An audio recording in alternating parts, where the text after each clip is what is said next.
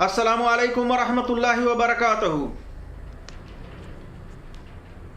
नहमदहू व नुसल्ली अला रसूलिहिल करीम, अम्मा बाद, फ़अऊज़ु बिल्लाहि समीइल अलीम मिनश शैतानिर रजीम, बिस्मिल्लाहिर रहमानिर रहीम। वक़ाल अल्लाहु तबारक व तआला वमा आताकुमुर रसूलु फ़ख़ुज़ूहु वमा नहाकुम अन्हु फ़ंतहू।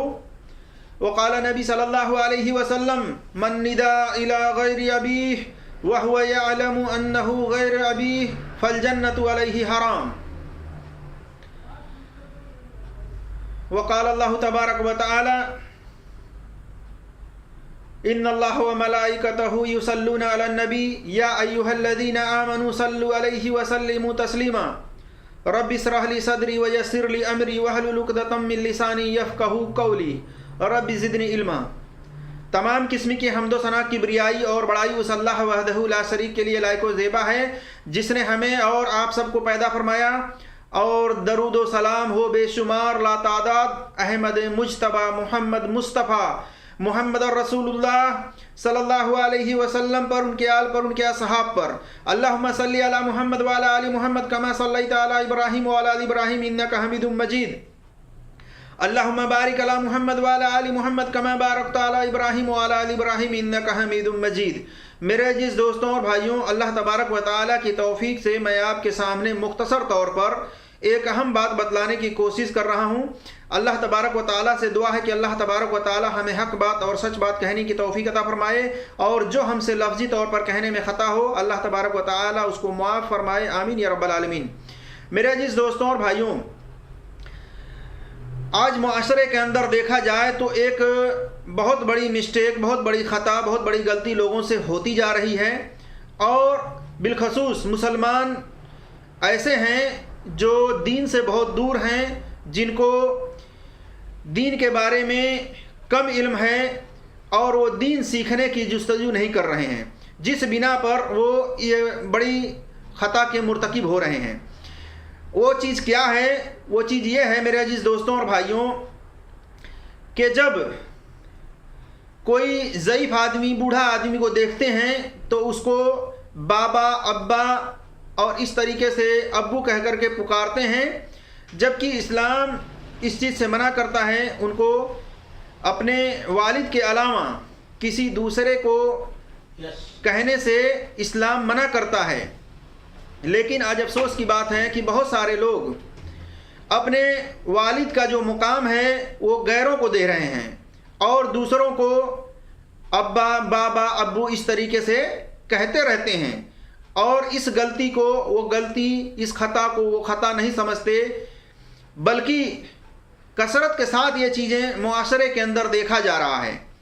इसी तरीके से जब किसी की शादी होती है तो अपने इस वालिद का मुकाम अपने ससुर को दे देता है और अपने ससुर को अब्बा, बाबा या अब्बू इस तरीके से उनको कहने लगता है, पुकारने लगता है, जबकि इस्लाम में इस चीज़ के बारे में वईद सुनाई गई है।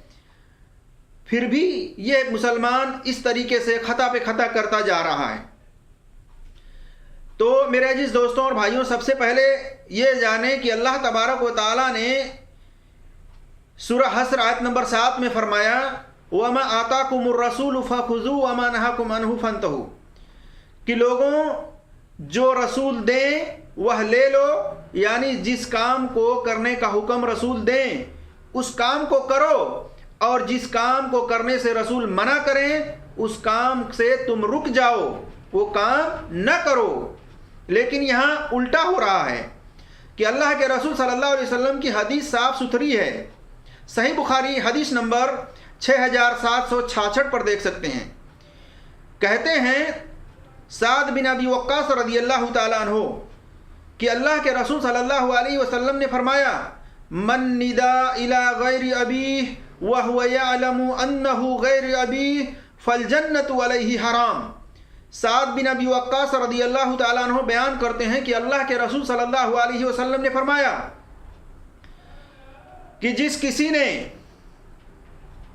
अपने वालिद के अलावा, अपने बाप के अलावा किसी गैर को वालिद का दर्जा दिया अब्बू पुकारा, अब्बा पुकारा, बाबा पुकारा, ये जानते बूझते कि वो हमारा बाप नहीं है, हमारा अब्बू नहीं है, हमारा बाबा नहीं है, ये जानबूझ करके कि वो हमारा बाबा नहीं है, अब्बू नहीं है, फिर भी वो उस शख्स को पुकारता है, अब्बा कहता है, बाबा कहता है, अब्बू कहता है। कहते हैं अल्लाह के रसूल सल्लल्लाहु अलैहि वसल्लम, फल जन्नतु अलैहि हराम, कि ऐसे शख्स के ऊपर जन्नत हराम है।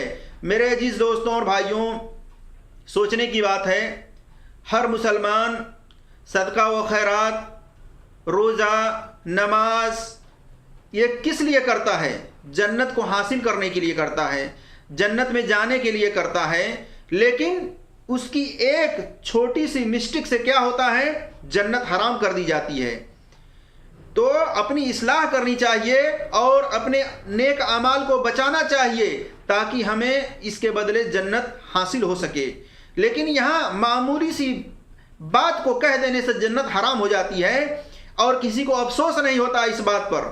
जैसे ही शादी होती है, ससुर के पास जाता है या ससुर से टेलीफोन मोबाइल पे बात करता है, हाँ अब्बू कैसे हैं, हाँ अब्बा कैसे हैं, हाँ बाबा कैसे हैं।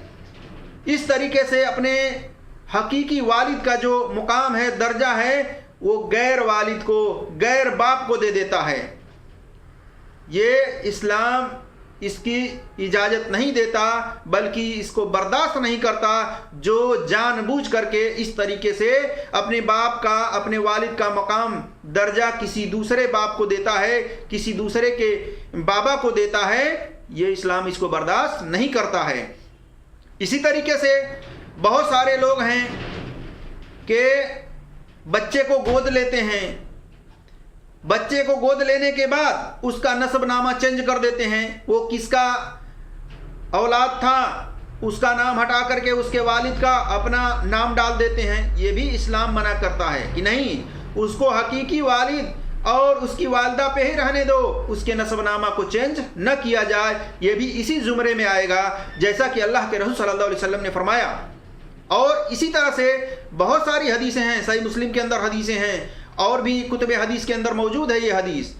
लेकिन मैं मुख्तसर तौर पर आपके सामने ये बतलाने की कोशिश कर रहा हूँ कि जो आप लोग अपने ससुर को मुकाम दे रहे हैं अपने वालिद का, इसी तरीके से गैर ज़ईफ़ुल उम्र शख्स को आप ये मुकाम दे रहे हैं। इसी तरीके से बहुत सारे लोग अरब कंट्री में आकर के और इस तरह से अरबियों को बाबा बाबा कहते हैं।